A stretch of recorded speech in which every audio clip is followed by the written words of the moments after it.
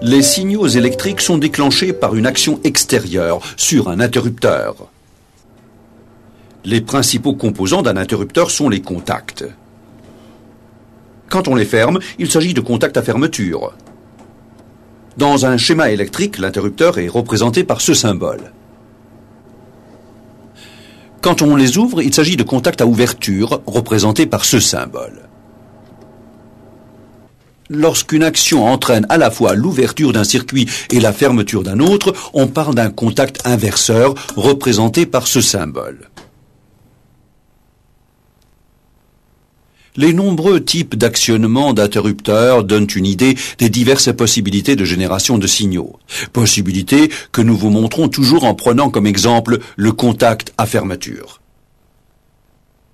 Nous avons en premier lieu l'action manuelle. Lorsque le contact reste fermé, tant que l'on n'a pas relâché le bouton, nous sommes en présence d'un poussoir, dont voici le symbole. Lorsque le contact reste fermé, nous avons alors un interrupteur. Sur le symbole, ce dernier est représenté par un cran. Le contact n'est rouvert que si l'on appuie à nouveau dessus. Le capteur de fin de course que vous voyez là est un exemple de générateur mécanique et automatique de signal. Utilisé ici comme détecteur de position, il ferme automatiquement le circuit électrique quand la tige de piston vient actionner le levier à galet.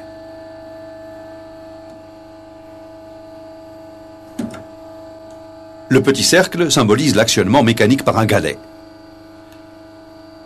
L'exemple de contact à commande magnétique nous est donné par ce capteur de proximité que l'on utilise entre autres pour la détection de position sur les vérins pneumatiques et hydrauliques.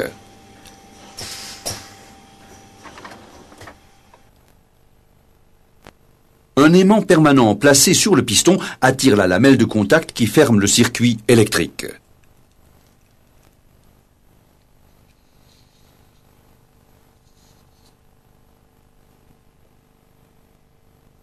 Là aussi, c'est un aimant permanent qui déclenche un signal sur le piston. Son champ magnétique agit sur le champ d'un capteur inductif. Cette modification est enregistrée par un dispositif électronique qui ouvre ou ferme le circuit électrique.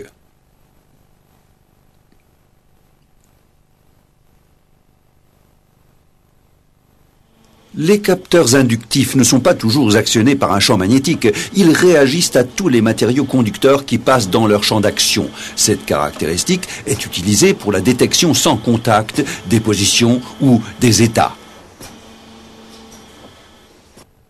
Autre type de capteur de proximité sans contact, le capteur capacitif. Ce dernier détecte également les matériaux non conducteurs qui passent dans son champ électrique et l'influence. Cette modification est évaluée puis transformée en une procédure de connexion, c'est-à-dire en un signal électrique. Et pour finir, n'oublions pas que la lumière peut également servir à déclencher un signal. Sur les capteurs optiques, c'est l'interruption ou la réflexion d'un rayon lumineux qui est transformé en signal électrique.